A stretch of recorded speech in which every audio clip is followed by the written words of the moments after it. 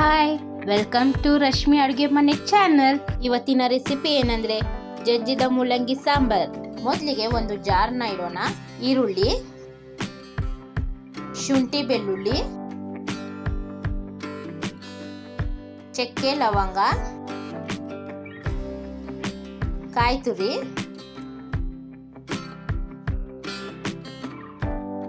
ಕೊತ್ತಂಬರಿ ಸೊಪ್ಪು, ಸ್ವಲ್ಪ ಅರಿಶಿನ ಪುಡಿ. ಈಗ ಇಷ್ಟನ್ನ ಸ್ವಲ್ಪ ನೀರು ಹಾಕೊಂಡು ಗ್ರೈಂಡ್ ಮಾಡೋದ. ಈಗ ನೋಡ್ತಿರ್ಬೋದು ಗ್ರೈಂಡ್ ಆಗಿದೆ. ಇದಕ್ಕೆ ಇವಾಗ ಒಂದು ಟೊಮ್ಯಾಟೊ, 1 ಸ್ಪೂನ್ ಚಿಲ್ಲಿ ಪೌಡರ್,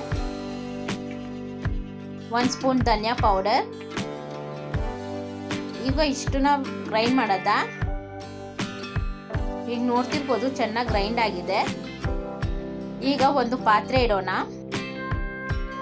ಈಗ ಸ್ವಲ್ಪ ಎಣ್ಣೆ ಕಾದ್ಮೇಲೆ ಈರುಳ್ಳಿನ ಚೆನ್ನಾಗಿ ಫ್ರೈ ಮಾಡಿ. ಈರುಳ್ಳಿ ಫ್ರೈ ಆದ್ಮೇಲೆ ಜಜ್ಜಿದ ಮೂಲಂಗಿನ ಹಾಕೊಳ್ಳೋಣ. ಈಗ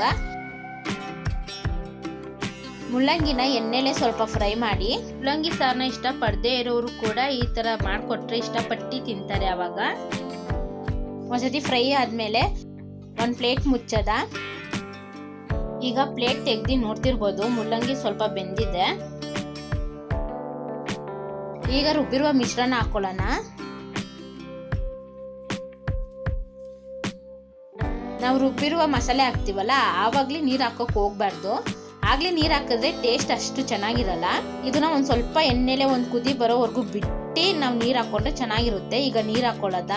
ನಮ್ಮ ಚಾನೆಲ್ನ ಸಪೋರ್ಟ್ ಮತ್ತು ಸಬ್ಸ್ಕ್ರೈಬ್ ಮಾಡೋದನ್ನ ಮರಿಬೇಡಿ. ನೀರು ಹಾಕೊಂಡ್ಮೇಲೆ ಸ್ವಲ್ಪ ಚೆನ್ನಾಗಿ ತಿರುಗಿಸ್ಕೊಳ್ಳೋಣ.